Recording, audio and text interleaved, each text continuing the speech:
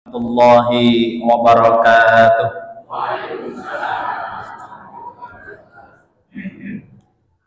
Innal hamdalillah nahmaduhu wa nasta'inuhu wa nastaghfiruh wa na'udzu billahi min sururi anfusina wa min sayyiati a'malina. May yahdihillahu fala mudilla lahu wa may yudlil fala hadiya lahu. Wa asyhadu an la ilaha illallah wahdahu la syarika lah wa asyhadu anna Muhammadan abduhu wa rasuluh. Allahumma shalli wa sallim wa barik ala Muhammad wa ala alihi wa sahbihi wa man tabi'ahum bi ihsanin ila yaumiddin. Ya ayyuhalladzina amanu taqullaha haqqa tuqatih wa la tamutunna illa wa antum muslimun. Wa qala nabiyuna Muhammad sallallahu alaihi wasallam, ittaqillaha haitsu ma kunta wa bil sayyidil hasanata tamhuha wa khulqin nasabi khulqin hasanin. Hendaklah kalian senantiasa bertakwa pada Allah dimanapun berada.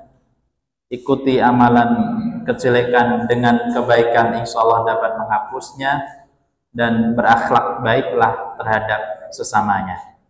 Bapak Ibu jemaah yang dirahmati Allah, alhamdulillah kula panjenengan sami Allah mampukan untuk sareng-sareng hadir di majelis yang mulia, majelis yang disebut dengan Raudhatul Jannah, taman surga. Mugi-mugi ketersengajaan kula panjenengan sami untuk hadir bersama bermajelis kados punika senantiasa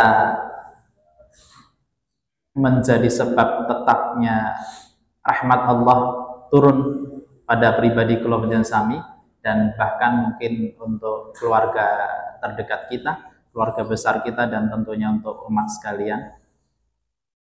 Tidak hanya dalam kondisi yang baik, yang normal atau yang longgar, tapi juga dalam kondisi yang masyaqqah, yang mungkin ada yang sedang diuji dalam kesulitan-kesulitan hidup, dan tentu pada akhirnya adalah rahmat itu, kasih sayang Allah turun pada kita sampai akhir kehidupan, yang sama-sama pada akhirnya Allah daulat kita untuk menjadi sosok pribadi yang akhir dalam kehidupan dengan titel husnal khatimah. Amin.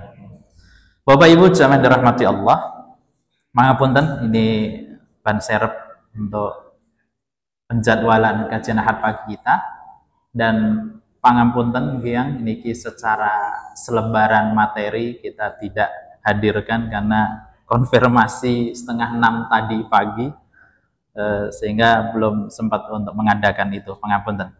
Jemaah yang dirahmati Allah, kembali kalau kemarin kami menemani atau kita bersama bermuwajahah dan silatul ilmi menyambungkan ilmu, menyambungkan semangat thalabil ilmi kita. Materi yang sudah kita bahas, kalau saya alhamdulillah insyaallah ingat karena memang sebagai pemateri, tapi pilih Bapak Ibu yang kemarin sudah kita bahas atau kaulo bahas dan mriki ingat tentang apa kira-kira? Tentang wujud Allah Subhanahu wa ta'ala. Ya, tentang wujud Allah Subhanahu wa ta'ala. Yang adanya Allah ini kemarin bisa kita kaji lewat 3 hal runtutannya. Yang pertama kemarin itu memang sudah fitrah, ya, jadi dalil fitri, dalil fitrah gitu. Yang kedua akal kita, dalil akli, dan yang ketiga adalah dalil ilmiahnya, dalil naklinya Quran dan Sunnah atau wahyu, ya. Jadi untuk fitri atau fitrahnya ya memang kullu mauludin yuladu ala fitrah itu sudah jelas sekali. Dan ketika dalam surat Al-A'raf 172 itu ya, alastu birabbikum qalu bala syahidna. Bukankah aku ini Tuhanmu? Ya, kami bersaksi. Itu jelas sekali. Itu untuk fitri atau fitrahnya. Dalam akalnya ya banyak sekali pembuktian-pembuktian yang ada, ya. Dan kemudian untuk dalil naklinya dikembalikan pada sosok Tuhan yang benar itu seperti apa, dan sudah kita pelajari. Nah, ciri-ciri Tuhan yang benar menurut agama kita Islam ini, sebagai pengingat kita tunjukkan bahwa yang pertama, Allah ini awal wal akhir, artinya tidak berawal tidak berakhir. Dan kemudian juga laisa kamitslihi syai'un, Allah adalah satu zat yang tidak ada satupun yang sama dengan Allah.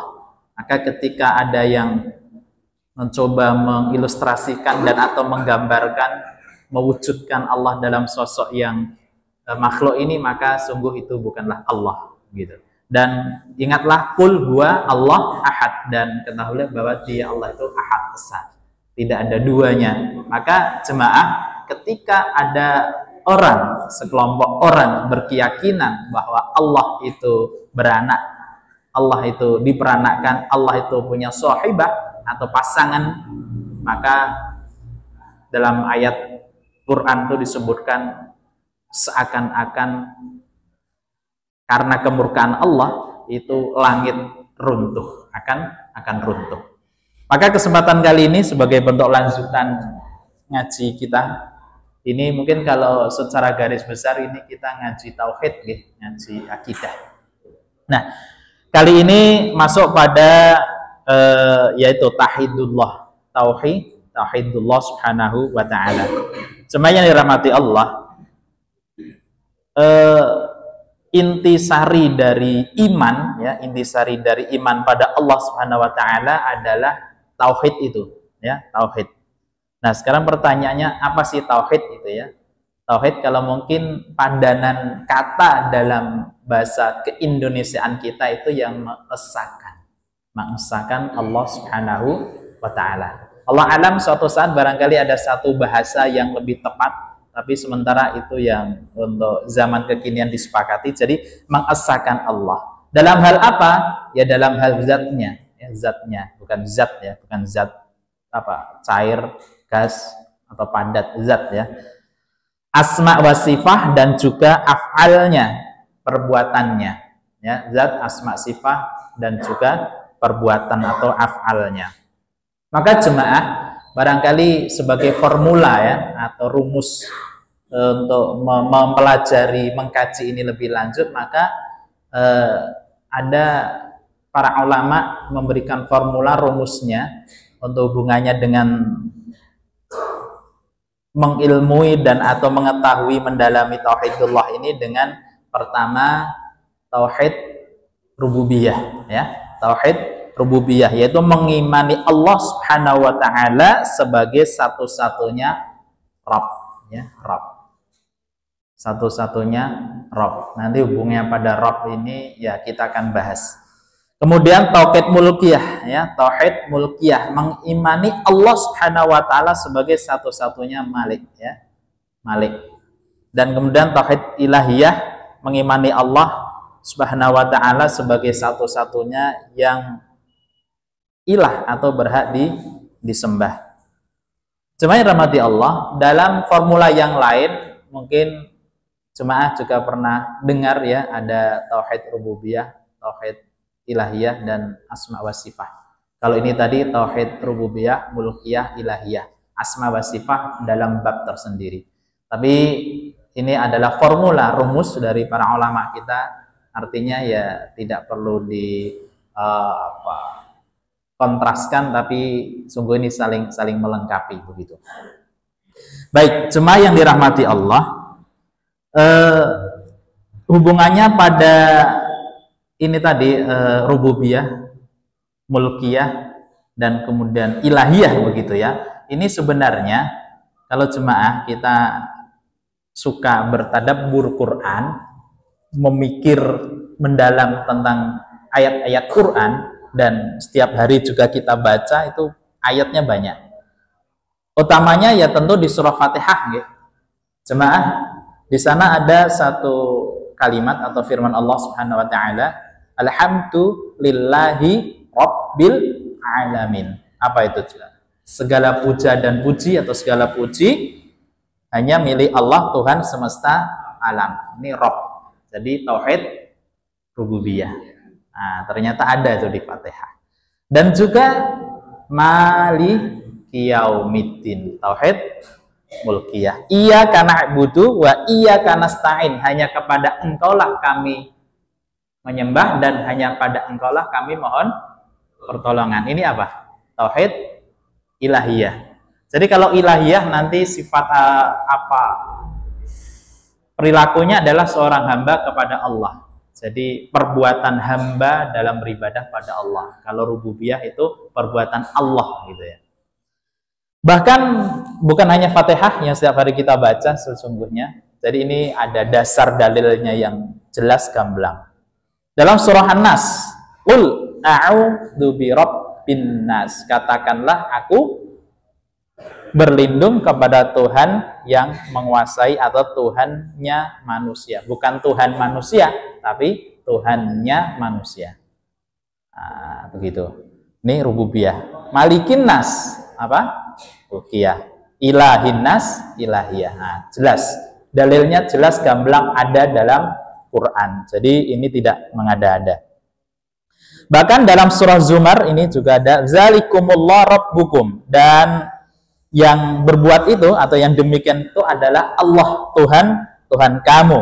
Lahul mulku. Nah ini Tuhan yang mempunyai kerajaan. La ilaha illahu. Tidak ada Tuhan yang berhak disembah kecuali Dia, Allah Subhanahu wa ta'ala. Maka fa'anna tusrafun. Maka bagaimana kamu dapat dipalingkan? Jelas nggih dalilnya. Nah sekarang kita coba bahas satu persatu jemaah tentang rububiyah, mulkiyah dan ilahiyah. Rabb ya, ini maknanya banyak kalau dalam padanan kata kita ya, bisa bermakna menumbuhkan, mengembangkan, mendidik, pelihara, perbaiki, kemudian apa? Mengumpulkan, menanggung dan sebagainya. Tapi kalau coba kita sederhanakan, barangkali untuk mewakili segala sifat ketuhanan itu ya ini paling tidak yang bisa mengeneralisir semua itu ya, Allah adalah zat atau Tuhan atau Rabb itu adalah zat yang maha menciptakan ya, maha pencipta, maha pemberi rezeki, apalagi maha mengelola atau memelihara gitu ya. Jadi mencipta, memberi rezeki, memelihara, mengelola, nah begitu. Jadi itulah tauhid rububiyah. Artinya meyakini dengan benar bahwa satu-satunya zat yang maha mencipta, memelihara, memberi rezeki itu adalah Allah Subhanahu wa ta'ala. Ini ya. Jadi ini perlu keyakinan betul. Jangan sampai nanti sehingga udan ini karena sebab yang lain, yang memelihara, yang beri rezeki sebab yang lain, bahkan yang menghidupkan, mematikan karena yang lain dan sebagainya. Jangan ya. Inilah tauhid ini bisa diterapkan di setiap lini kehidupan kita, dan tentunya setiap, jangan sampai satu menit pun, istilah satu detik pun, satu waktu pun kosong dari keyakinan yang demikian ya. Cuman rahmati Allah, hubungannya pada dalil tentang itu juga di sini sebutkan ya ayuhan nas ubudu rabbakumul ladzi khalaqakum walladzina min qablikum la'allakum tattaqun. Hei manusia, sembahlah Tuhanmu yang telah menciptakanmu dan orang-orang yang sebelummu agar kamu bertakwa.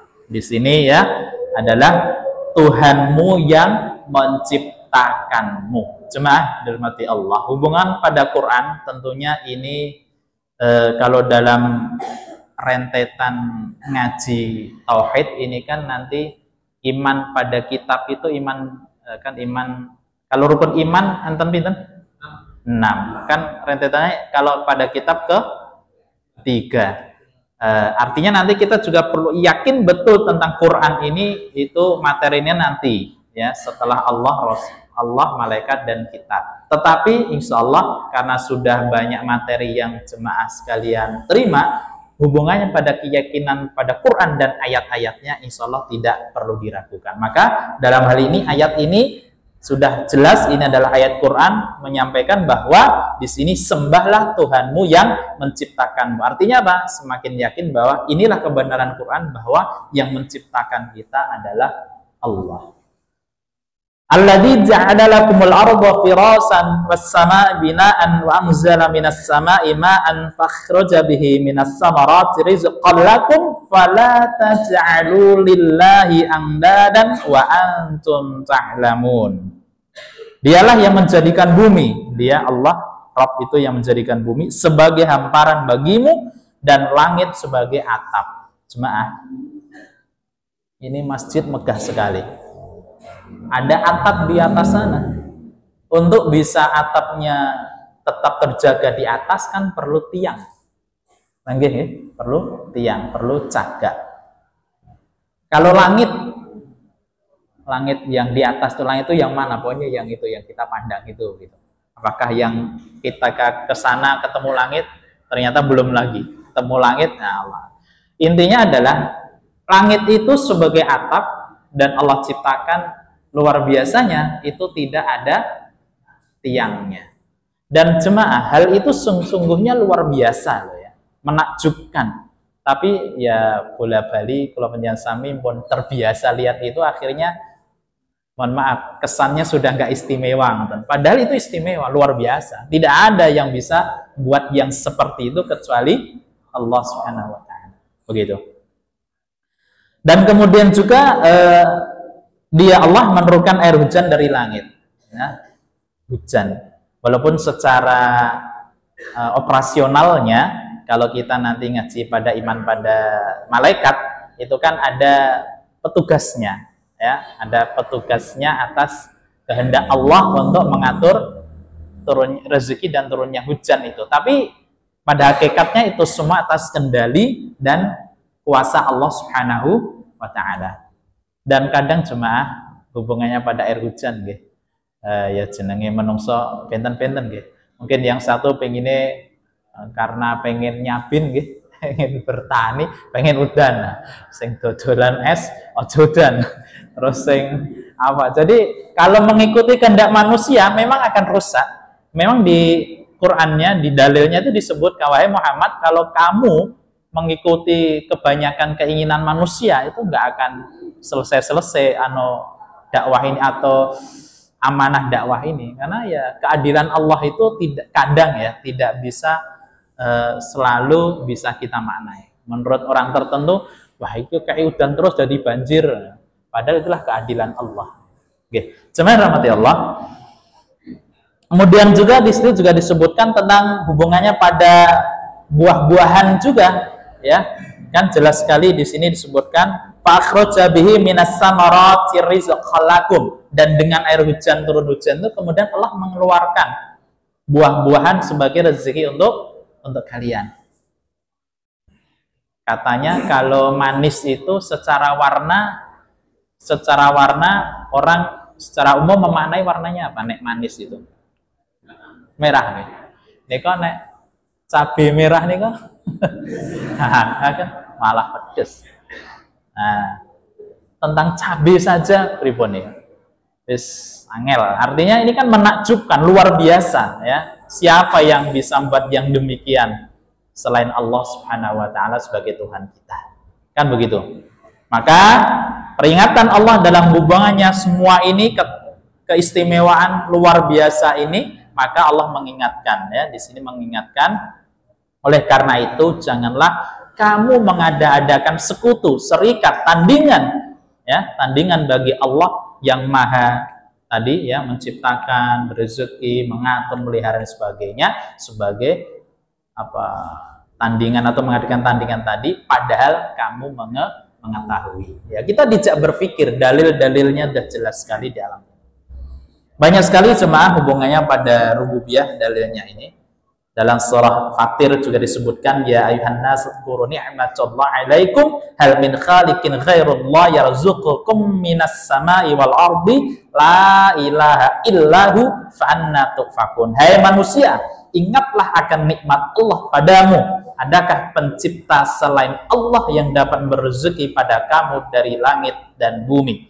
Tidak ada Tuhan yang berhak disembah selain Dia Allah, maka mengapa kamu berpaling dari ketauhidan?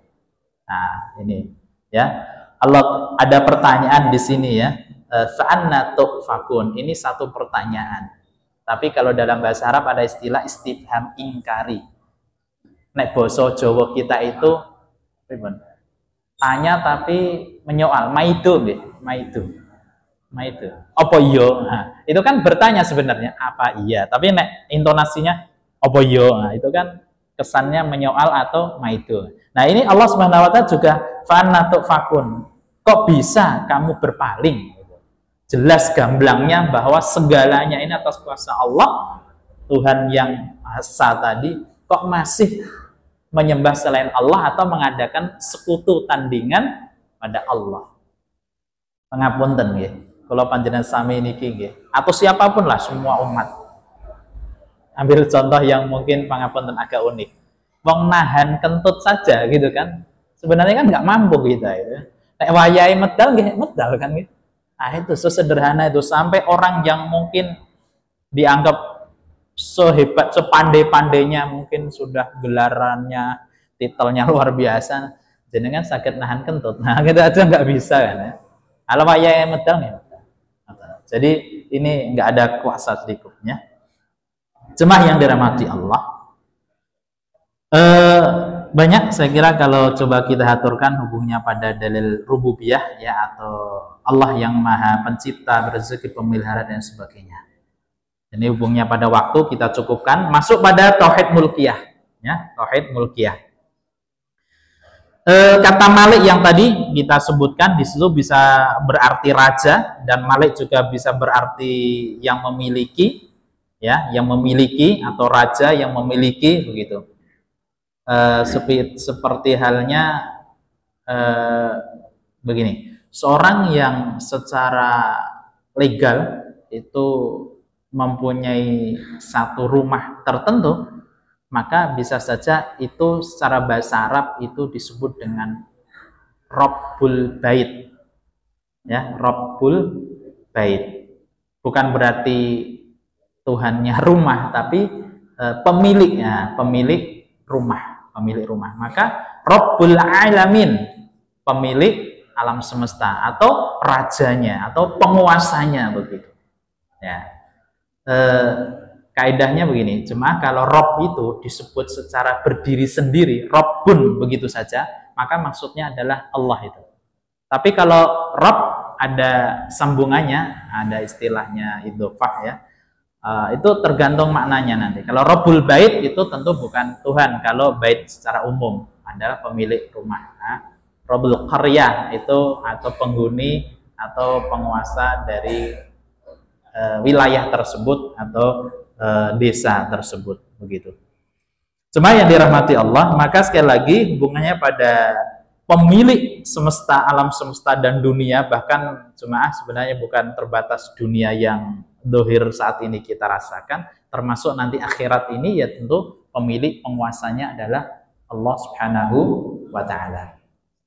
Dalam ayat Allah menyampaikan, alam ta'lam annallahu lahu mulkus samawati wal ard wa ma lakum min dunillahi min waliyyin wala nasir. Tiadakah kamu mengetahui bahwa kerajaan langit dan bumi adalah kepunyaan Allah, dan tiada bagimu selain Allah seorang pelindung maupun penolong. Nah, gamblang, jelas, cetok deh. Lillahi mulkus samawati wal ard wa ma fihinna wa huwa ala kulli syai'in qadir. Kepunyaan Allah lah kerajaan langit dan bumi dan apa yang ada di dalamnya, dan Dia maha kuasa atas segala sesuatu. Maka di sini hendaknya Allah itu ya kita secara keyakinan tauhid ya kita dudukkan satu-satunya sebagai pemimpin kita yang berhak, gitu ya. Kalau dalam bahasa Quran itu wali kita, gitu ya. Bahkan juga Allah adalah hakim kita, ya, yang mengadili kita, dan juga Allah adalah ghayah. Apa itu? Tujuan kita. Maka seringkali jemaah mungkin dalam amal ibadah kita lillahi ta'ala, atau hanya mencari ridha Allah subhanahu wa ta'ala. Dan sifat atau tauhid ini jangan sampai putus. Artinya itu tadi, sedetik pun jangan sampai sifat ini atau tauhid ini lepas ya, lepas dari keyakinan kita.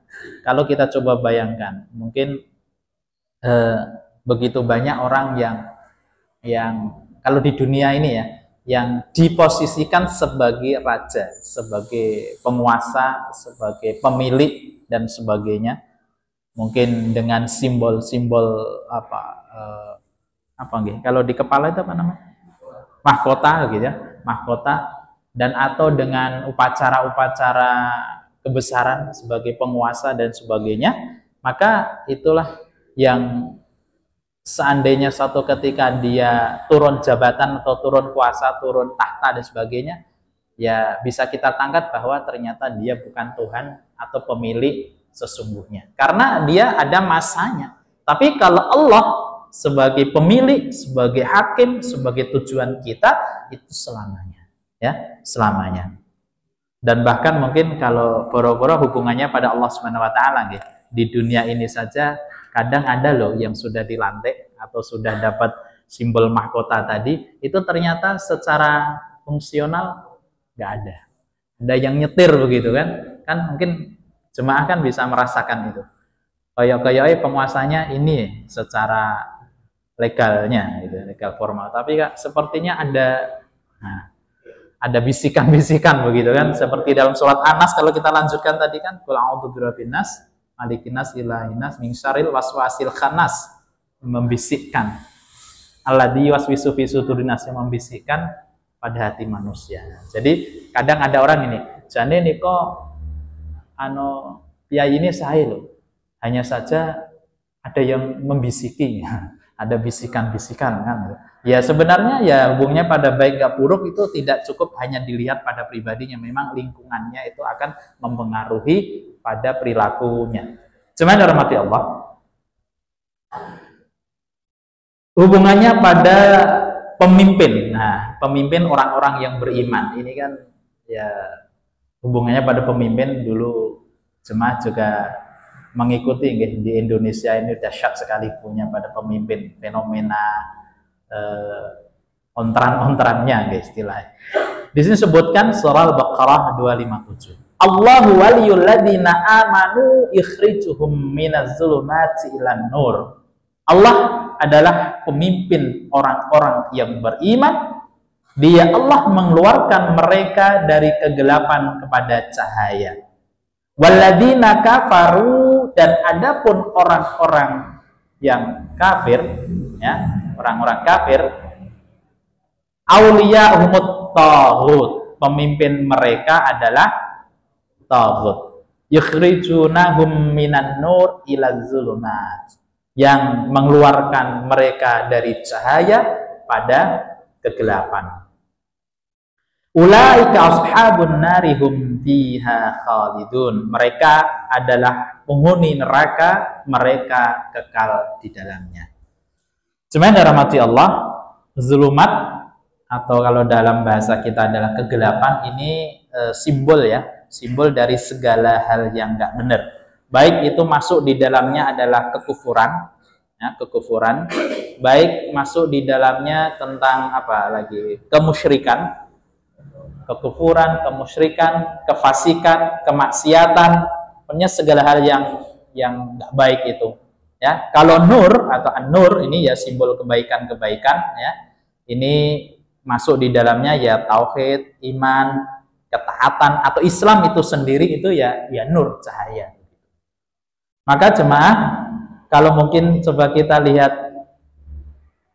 kekinian itu kan mungkin juga yang bersifat isme itu, apalagi komunisme, apalagi imperialisme, sosialisme, kapitalisme, liberalisme. Nah, begitu bisa saja masuk pada zulumat itu tadi.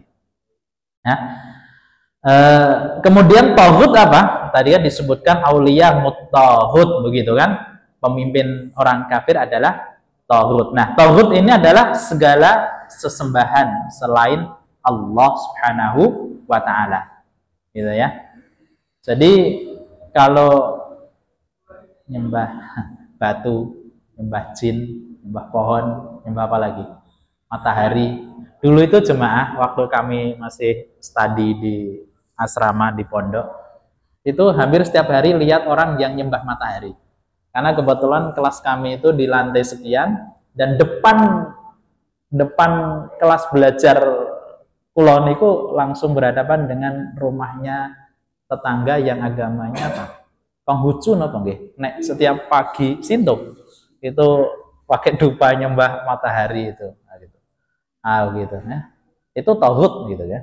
Tauhid. Jadi ngerti lah. Jadi di depan itu nyembah matahari pakai itu, di belakang itu sekolah Kristen dan ada gerejanya. Cuman ada berapa jarak satu ya hanya gang begitu. Dan dulu kala katanya pernah sedikit crash, tapi waktu kami di situ sampai saat ini kayaknya sudah enggak lagi. Jadi lingkungan kita tempat belajar dulu sebenarnya tidak semuanya muslim, ya ada juga yang itu, ada juga yang itu. Tapi ya alhamdulillah ini tetap berjalan. Nah, cuman dirahmati Allah, guys. Jadi tauhid itu adalah segala sesuatu yang disembah selain Allah Subhanahu wa taala. Termasuk dalam hal ini ada satu penafsir tentang tauhid ini, ternyata tidak cukup sesembahan selain Allah, tapi di sini disebutkan sesuatu yang menentang kebenaran dan melanggar batas yang telah digariskan Allah Subhanahu wa taala untuk hambanya. Nah, ini hubungannya pada hukum-hukum ini. Anggap. Ini introspeksi piyambak kalau panjenengan sami, kira-kira kita termasuk yang menuhankan sesuatu hal enggak? Nah, dulu itu kalau Boten Pin itu penyair terkenal senior di Indonesia itu Ismail itu kan Tuhan apa yang Tuhan setengah pensil apa yang ilustrasi gambaran yang masih menuhankan apa itu setiap harinya harus begini itu. Ada sindiran-sindiran atau mungkin hubungnya pada materi juga gitu, materi kita, harta benda itu.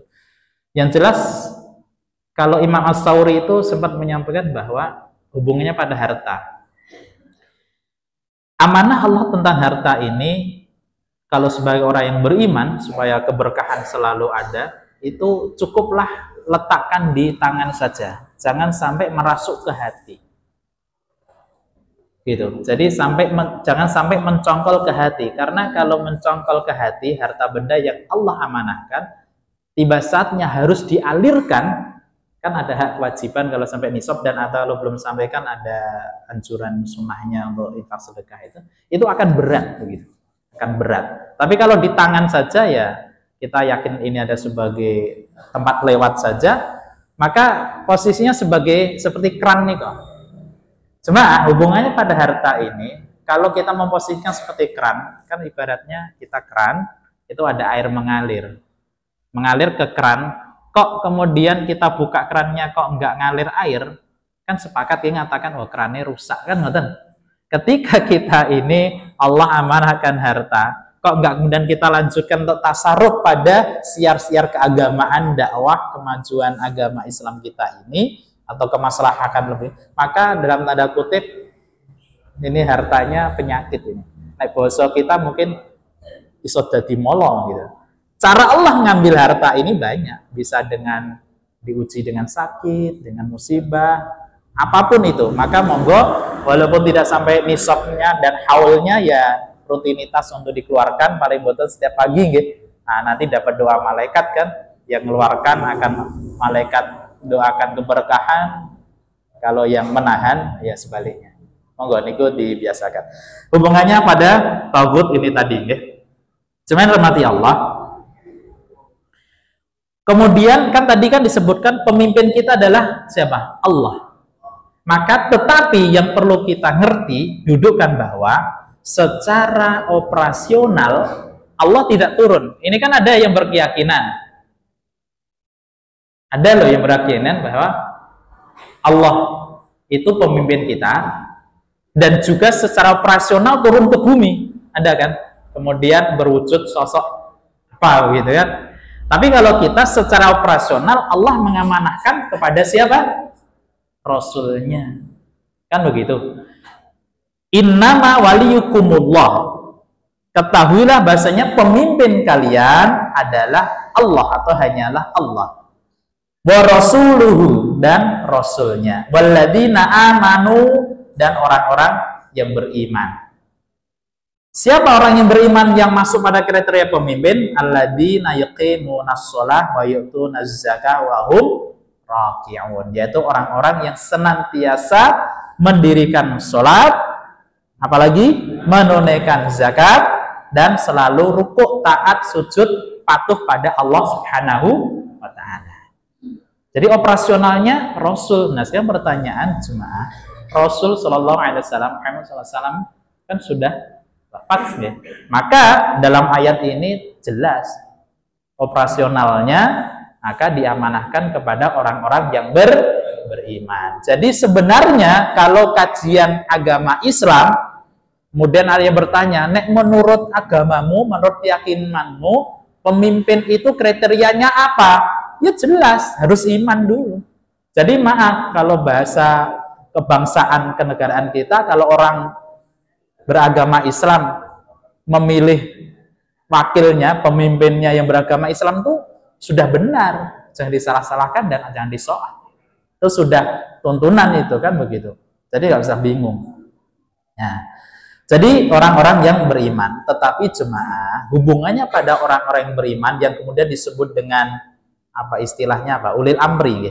Itu ada syarat dan ketentuannya. Kalau Allah dan Rasulnya ini sifatnya mutlak, artinya kita taat patuh setinggo dawuh, nggak perlu banyak kriteria yang kita berikan. Tapi kalau hubungannya orang beriman, kan orang beriman ya orang, nek Rasul kan maksum ya udah Allah jaga, nek yang lain kan enggak.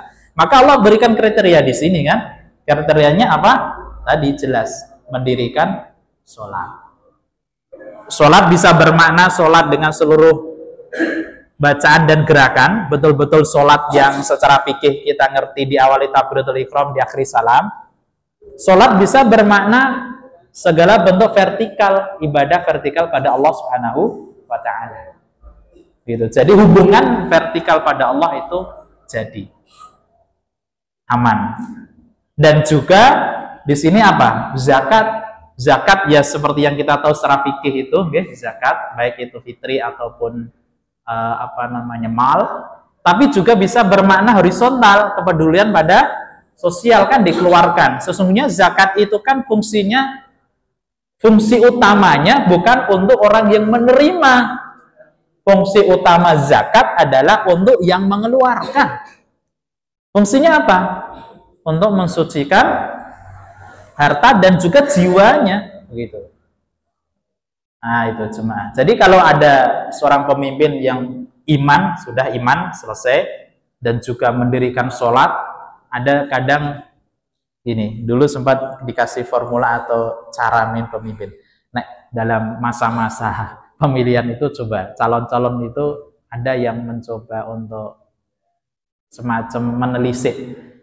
Sekali-kali waktu subuh itu ikut jamaah di masjid terdekat yang tempat tinggalnya calon pemimpin itu loh. Kira-kira nanti subuhan ada nggak? Ikut jamaah nggak itu calonnya itu kan gitu, atau bahkan malah kerinan begitu. Nah itu.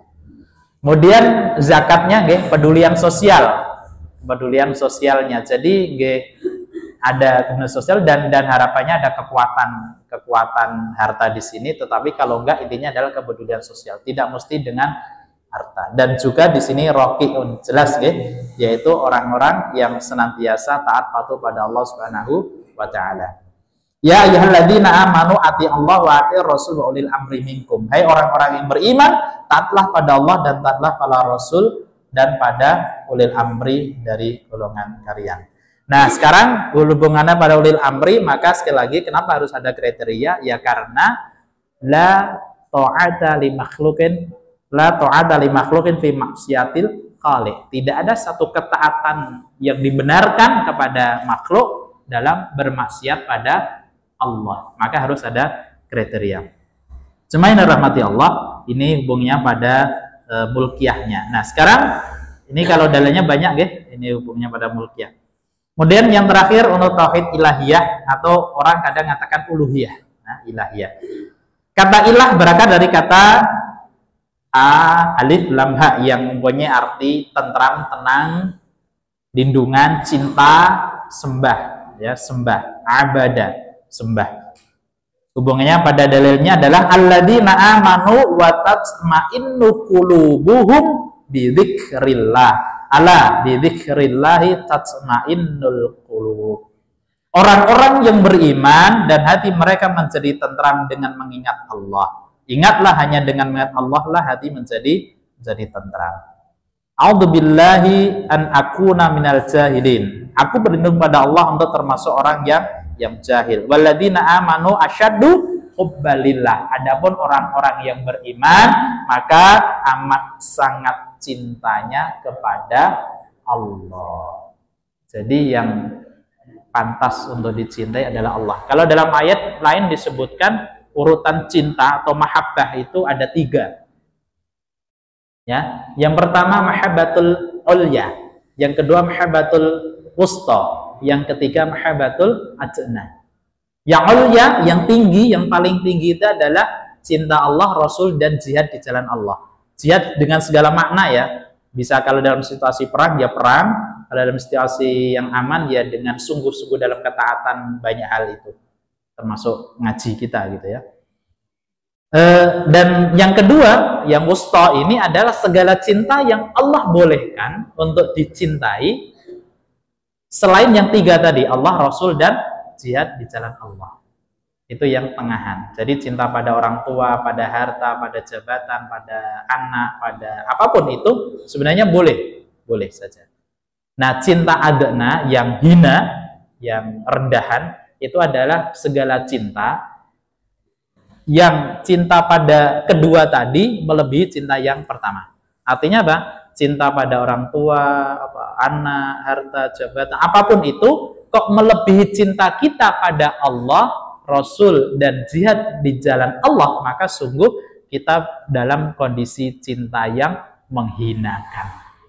Sederhananya, cinta dunia yang melebihi cinta pada Allah, Rasul, dan jihad di jalan Allah itu adalah cinta yang menghinakan. Nah, gitu. Walaqad ba'atsna fi kulli ummatin rasulan an ya'budullaha wajtanabut taghut. Dan sesungguhnya kami telah mengutus rasul pada tiap-tiap umat untuk menyerukan sembahlah Allah saja dan jauhilah taghut. Jadi amanah Allah pada semua rasul semenjak awal rasul siapa? Jemaah? Ada yang mengatakan kalau nabi itu Adam, kalau Rasul itu Nuh, kan begitu. Allah alam. Ini mungkin kita kaji lebih lanjut. Tapi intinya adalah dari semua nabi dan rasul atau semua rasul yang Allah utus ke dunia ini, itu amanahnya sama untuk mengesahkan Allah atau juga beribadah pada Allah Subhanahu wa taala. Kalau manhajnya atau kaifiyahnya atau cara-caranya bisa berbeda. Jemaah hubungannya pada sholat. Bisa saja dulu ada perintah sholat, tapi cara sholatnya mungkin tidak dengan gerakannya seperti kan, mungkin hanya berdiam, ada berzikir, sementing ingat pada Allah kan begitu. Kalau kita ada lengkap kan, sholat kita lengkap ya, ada gerakan, ada bacaan, ada kehadiran hati. Ini lebih dari yoga, nggih. Yoga ngertos nggih yoga, olahraga yoga nih kan. Yoga ini kan apa yang dipakai? Apa hati dan pikiran dan apa itu. Kalau kita lengkap dari yoga, lebih lengkap dari itu. Ada gerakannya, ada bacaannya, ada kehadiran hati, kekhusyuan di situ. Cuman rahmati Allah, maka kemudian sebagai hubungnya pada tauhid ilahiyah di sini dalam surah Toha ayat 14. Innani anallah la ilaha illa ana fa'budni aqimis shalah li dzikri. Sesungguhnya aku ini adalah Allah, tidak ada Tuhan selain aku, maka sembahlah aku atau ibadahlah pada aku dan dirikan sholat untuk mengingatku. Nah ini ya jemaah. Jadi jelas sekali bahwa ini tauhid ilahiyah ini adalah juga bagian dari yang harus kita rawat untuk bisa baik sempurna. Dan pada akhirnya juga jemaah, derajat paling tinggi di sisi Allah adalah derajat orang yang bisa menjadi seorang hamba yang paripurna. Jadi penghambaan pada Allah yang totalitas itu justru akan mengangkat derajat seorang hamba itu di sisi Allah semakin tinggi. Kan begitu. Jadi seperti halnya sujud kita nggih. Kening jatuh ke tanah atau rendahnya sama dengan tanah justru akan mengangkat derajat kita semakin tinggi di sisi Allah. Orang yang nggak mau bersujud pada Allah di dunia, nah itu tidak punya kenangan indah nanti di akhirat. Jemaah, perkara sholat ini adalah perkara akhirat. Perkara sholat adalah perkara akhirat. Dan seindah-indahnya kenangan dengan pertemuan kita pada Allah nanti di akhirat adalah kenangan sholat. Awalu hasabil abdu yaumal qiyamah sholat. Jelas, perkara pertama kali dari seorang hamba yang akan Allah hisab itu adalah perkara sholat. Jemaah rahmati Allah, 3 hal: rububiyah, mulkiyah, ilahiyah atau uluhiyah. Maka mari 3 hal ini jangan juga kita pisah untuk hubungannya pada keyakinan kita. Maka ada teori yang perlu kita hubungkan. Yang pertama adalah istilahnya talazum. Talazum ya, ini artinya kemestian. Jadi kalau kita coba hubungkan begini, setiap orang yang meyakini tauhid rububiyah tadi, maka semestinya dia juga meyakini atau sudah meyakini tauhid mulkiyah. Dan orang yang meyakini tauhid mulkiyah semestinya ia meyakini tauhid ilahiyah. Jadi itu. Jadi kemestian. Jadi nek rububiyah udah mestine mulkiyah, nek mulkiyah mestine ilahiyah begitu. Ambil contoh jemaah, orang yang anggaplah anak-anak lah ya, anak-anak atau orang yang anak-anak masuk kuliah. Kan keperluannya banyak atau apapun itu, semua anak kita perlu keperluan. Terus sudah dikasih kecukupan keperluan itu. Kok kemudian birulnya atau sikap baiknya itu pada yang lain. Wong yang ngasih kecukupan kebutuhan hidup itu adalah orang tuanya, kok dalam berbaik-baik akhlaknya kepada orang lain, orang tuanya malah diukul atau didurhakai. Kan nggak benar. Allah sudah ngasih rezeki, kecukupan hidup dan macam-macam, bahkan segala hal yang kadang kita nggak minta. Kok kemudian ibadahnya kepada yang lain? Kan apa itu? Allah sing ngei, sing maringi, kok ibadahnya ke yang lain, kan begitu, kan nggak benar.